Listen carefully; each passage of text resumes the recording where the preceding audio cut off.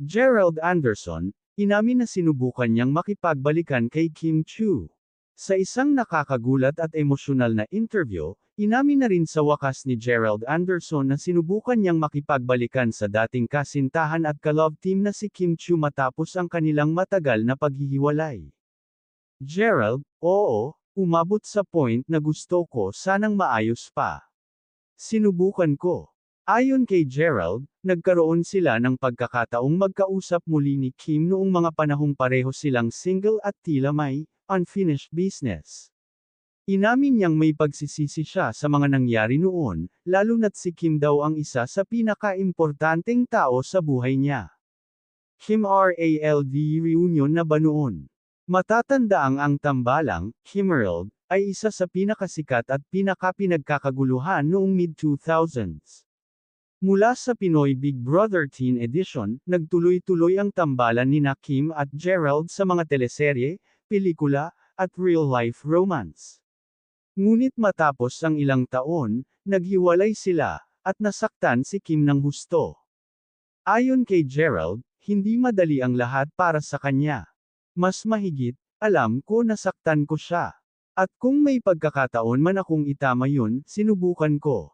Pero minsan, huli na ang lahat. Reaksyon ni Kim. Bagamat hindi pa direktang nagbigay ng pahayag si Kim ukol sa revelasyong ito, matatanda ang sinabi niya sa isang panayam dati.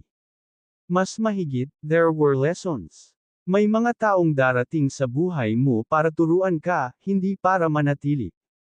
Mukhang malinaw na pinili na ni Kim na tuluyang mag-move on at magpatawad, pero hindi na bumalik sa nakaraan. KIMPAU Nation, kumalma.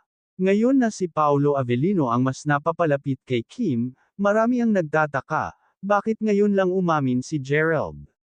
Maraming fans ang nagsabing tila late realization ito mula sa aktor. Mas mahigit, too late, Gerald. Kim has leveled up. Nagsara na ang pinto, may Paolo na. Kung totoo man, at least nasabi niya. Pero Kim deserves the best. Bakit nga ba hindi nagkabalikan? Ayon kay Gerald, hindi lang timing ang problema, kundi ang emotional baggage at trust issues na hindi na basta-basta maibabalik. Mas mahigit, mahal ko pa rin siya bilang kaibigan. At kung masaya na siya ngayon, masaya na rin ako.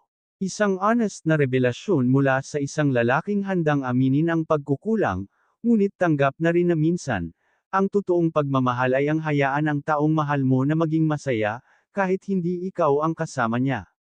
For more emotional confessions, real celeb drama, and kilig updates, stay tuned to Celebrity Hub.